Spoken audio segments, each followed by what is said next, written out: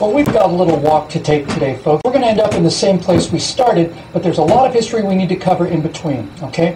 Let's get started. Do you recognize this man? This is Rodney King. Name sound familiar? Well, it should. He was the victim of a severe beating at the hands of white policemen, and in the early 90s, he was one of the most famous people in America.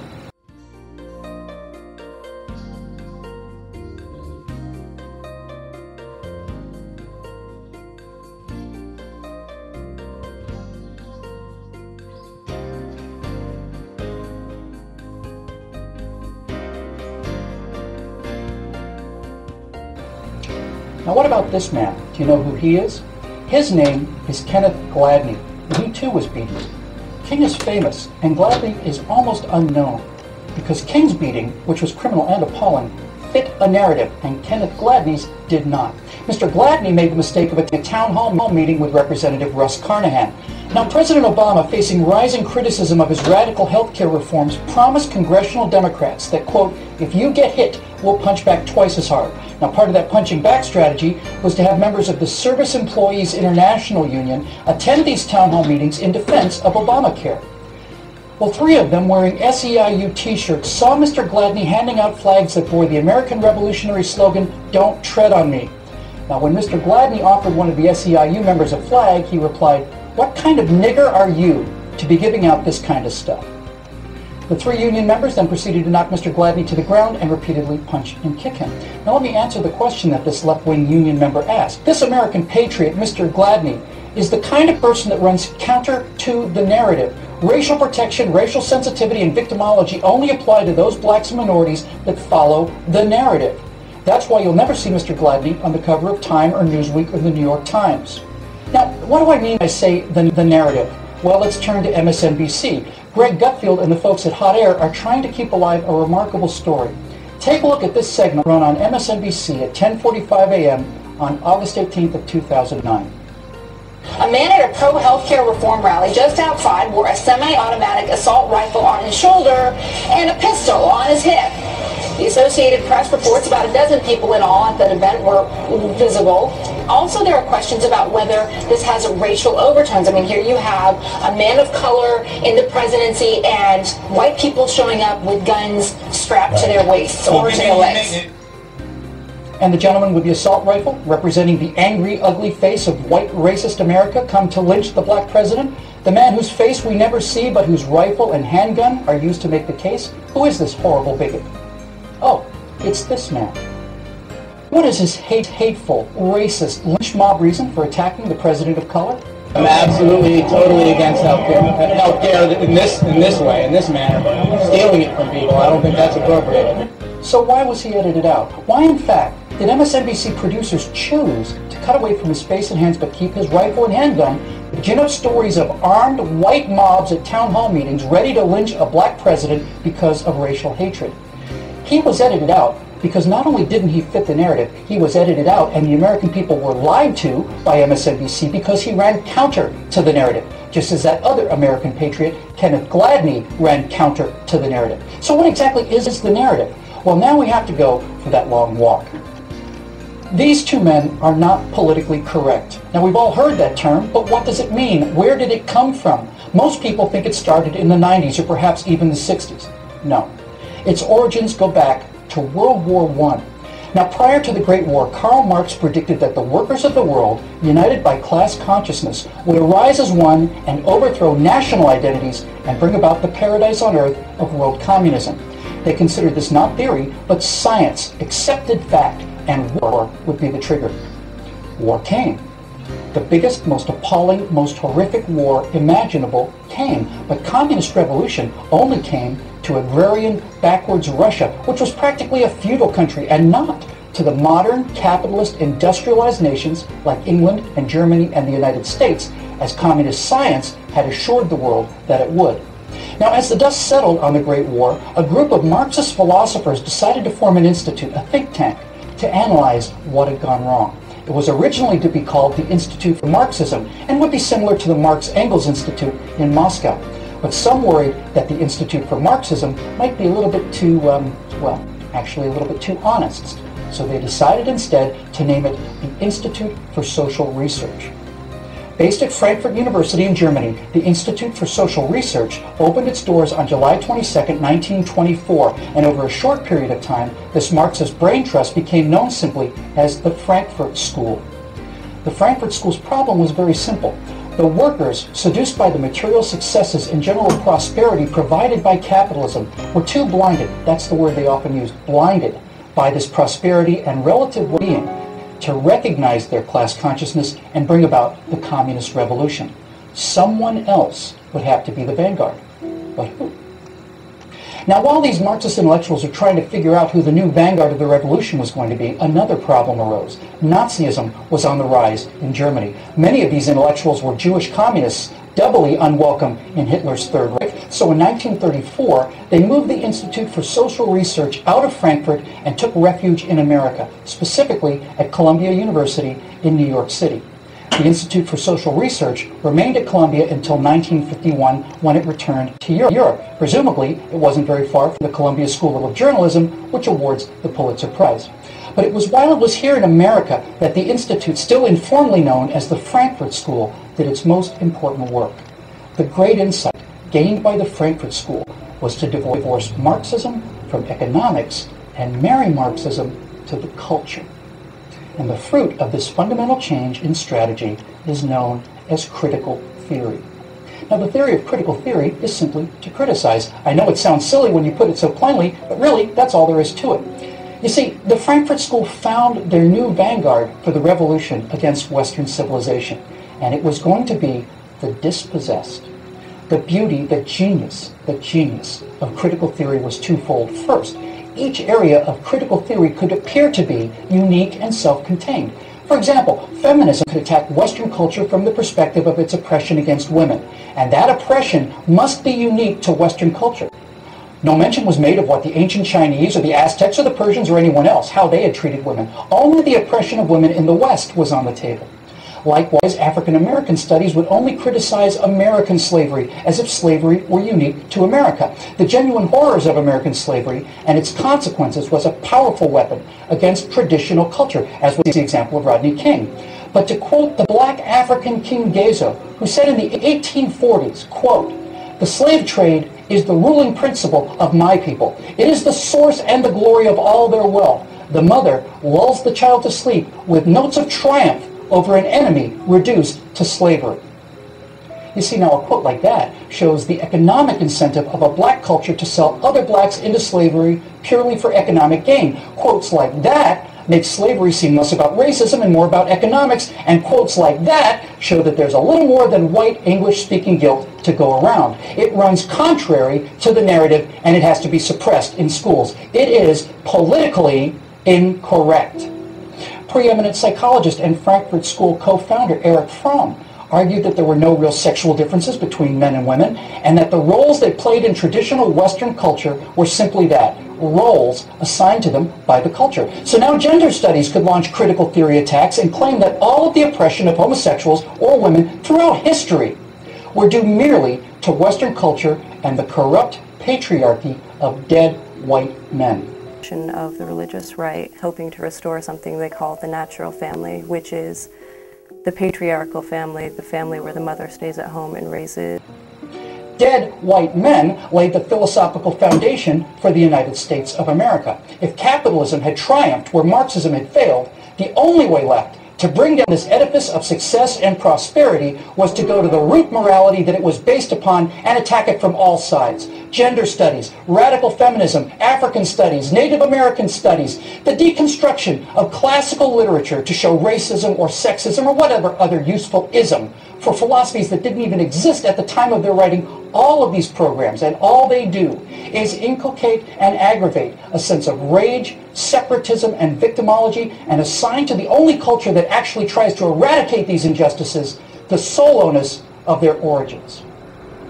Now, I said that critical theory was brilliant strategy in two ways. The first being that it launched multiple, apparently unconnected attacks against the dominant culture. But the real source of its power and genius, however, is that the criticism never demands an alternative.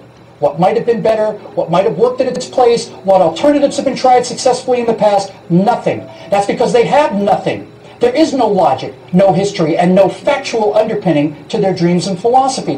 Everything they believe in has proven to be wrong. It's been drowned in oceans of blood and tears.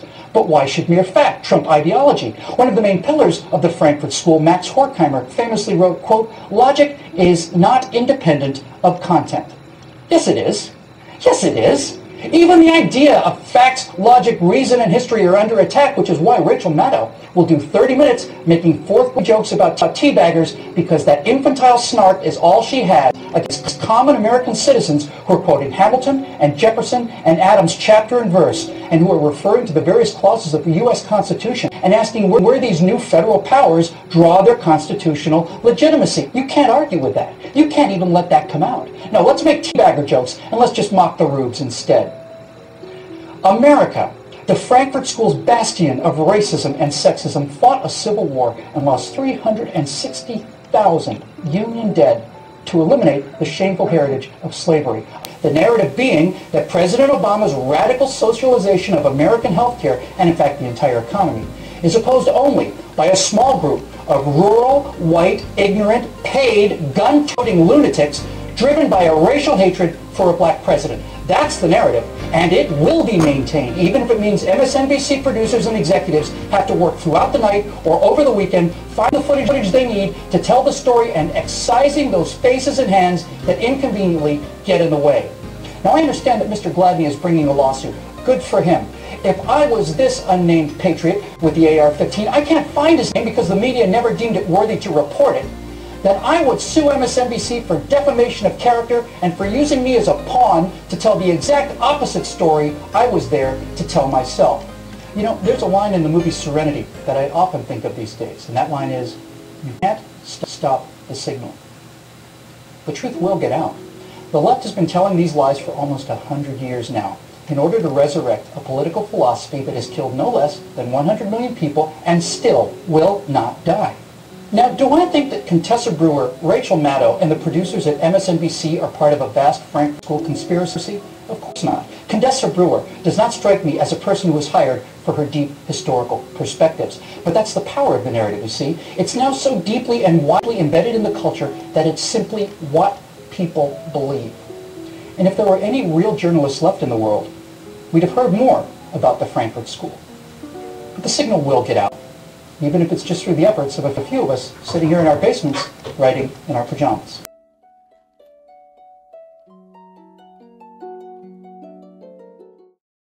Hey guys, Chris Matthews was on MSNBC a couple weeks ago, and he made an interesting comment, and it's a meme I'm starting to hear a lot.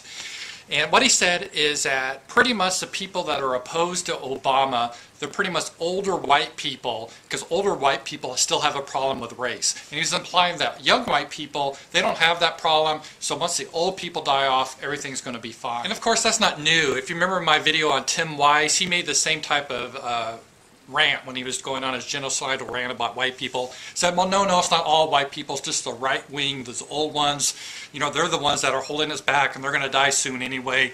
So that's a common theme. But what's interesting is this theme is a tactic, and it's not a new tactic. It's been used by the communists for quite a long time. I say communism because what we know now as political correctness is also known as cultural Marxism. It's also called second-generation communism. It can have various names. What you call it doesn't matter. But what happened after the first generation of communism, which was not really about race or sex or what you think about political correctness now, is more about classes and economics. Well, it metastasized into something what's known as cultural Marxism. And it goes, in the common lore, you hear it called political correctness. When you hear the diversity pimps, consultants, or commentators defend like diversity, you just have to understand diversity is just a code word for anti-white. It's not used consistently. You don't have to believe me, you can just look with your own eyes and take a look at it. For example, do you ever hear them complaining that, hey, Japan is not diverse, all the politicians are Japanese, there's a problem? No, that's never a problem that they're Japanese. Or Korea, let's say all the politicians are Korean, that's not a problem. Or let's say in the United States, if you go into a city, let's say Detroit or Washington, D.C., is mostly African American, they're all African American city council members. Is that a problem based on the diversity consultants? No, not a problem at all. It's only when there's too many whites that they have a problem. One of the tactics the cultural Marxists or even the original communists used was that to demoralize the opposition was that, hey, you might not as well even oppose this, because it is inevitable that this is going to happen, right? Globalization is going to happen, diversity is going to happen. There's nothing you can do to stop it, so you just can't be resistant to change. You need to adapt to the new way, because our vision is the way the world's going to be, so there's no sense trying to stop history. And I find this tactic amusing, because it's the exact same tactic that the original communists used.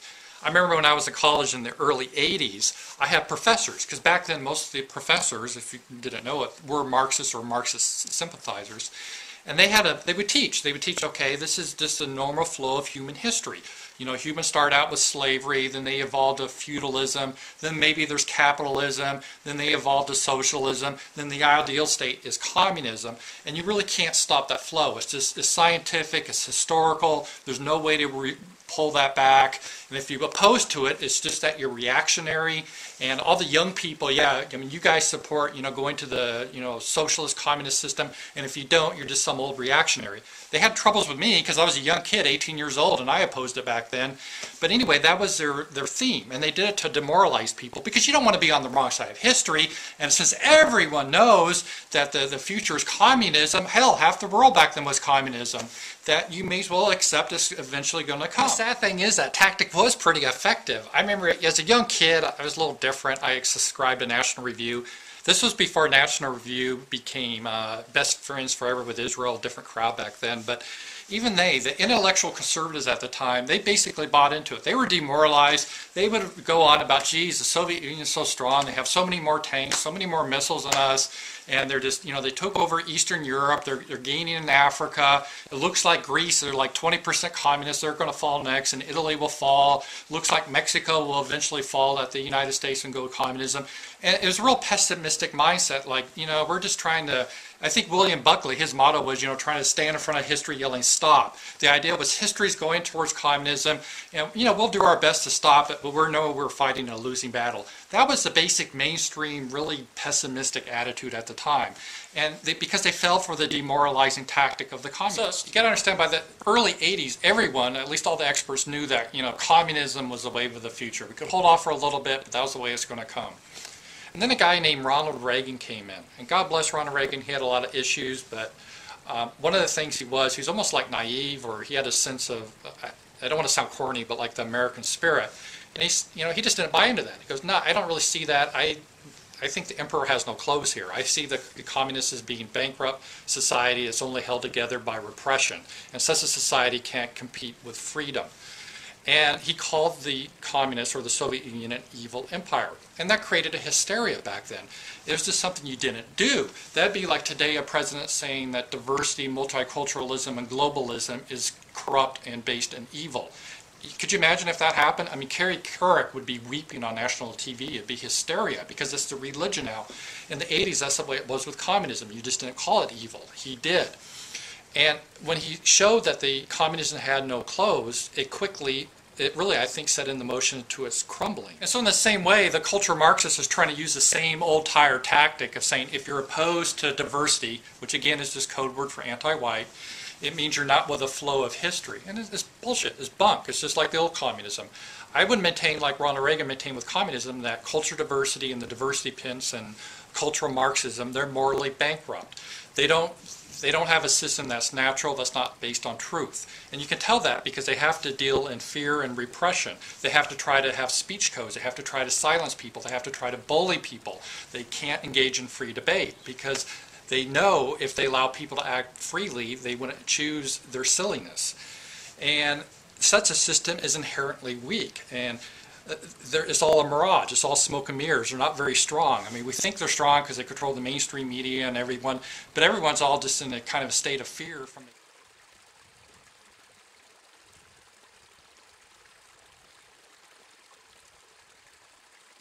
One-party classroom, how radical professors at America's top colleges indoctrinate students and undermine our democracy.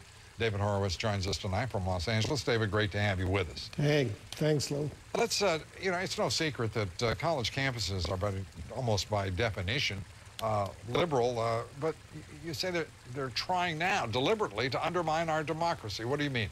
These are radicals. Well, the heart of a democratic education is that students get to hear both sides of the issue and get to make up their own minds. It's in totalitarian countries, teachers tell students what to think. But what we have here are courses, for example, the University of California, described by the professor in the university catalog. The goal of this seminar is to learn how to organize a revolution, and then it explains that it's an anti-capitalist revolution. So instead of examining whether revolutions are a good idea generally, instead of examining, well, this teacher isn't even qualified as an economist to teach about our economic system, students are being schooled in how to attack and overthrow the American system. And well, I estimate there are a good 10,000 to 20,000 courses like this on campuses. I spoke there, yeah. You say the worst university is the worst is the University of California, Santa Cruz. Well, that's where that course came from. It has the Department of Feminist Studies. It doesn't even pretend that they're women's studies. There's no women's studies department or women's studies there. Are we getting a lot of courses on like men's studies and? There are none. No. But these courses aren't even studies of women. They are recruitment for radical feminism. Right. The department was architected by a well-known American communist, Bettina Apteker. Right. David, we appreciate you being here. It's always good to talk with you. Dale, who will promise lots of things, never mind whether the promises are fulfillable or not. Your leftists in United States, all these professors and all these beautiful civil rights defenders, they are instrumental in the process of the subversion only to destabilize the nation. When their job is completed, they are not needed anymore. They know too much. Some of them, when they get disillusioned, when they see that Marxist-Leninists come to power, obviously they get offended. They think that they will come to power. That will never happen, of course. They will be lined up against the wall and shot.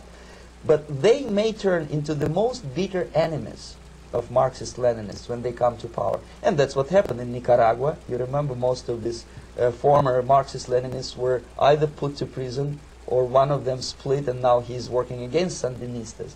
It happened in Grenada when Maurice Bishop was already a Marxist. He was executed by a new Marxist who was more Marxist than this Marxist. Same happened in Afghanistan when first there was Taraki, he was killed by Amin, then Amin was killed by Babrak Karmal with the help of KGB. Same happened in Bangladesh when Mujibur Rahman, very pro-Soviet leftist, was assassinated by his own Marxist-Leninist military comrades. It's the same pattern everywhere. It's divided in four basic stages: demoralization, destabilization, crisis, normalization. They will be lined up against the wall and shot, wall and shot, wall and shot.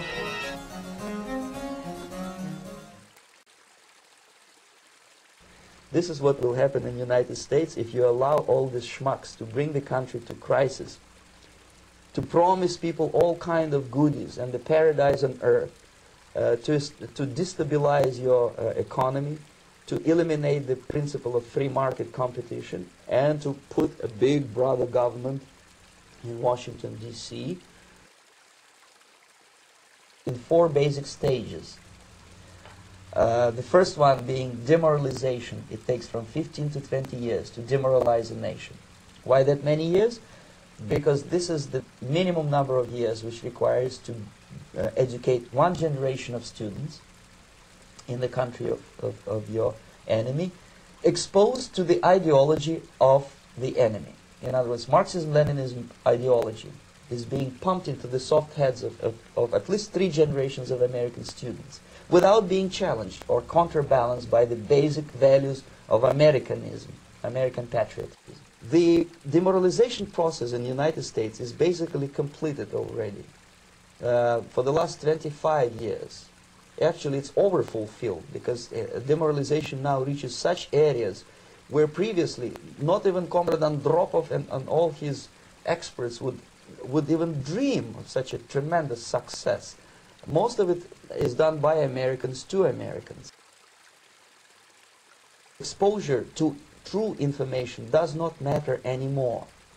A person who was demoralized is unable to assess true information. The facts tell nothing to him.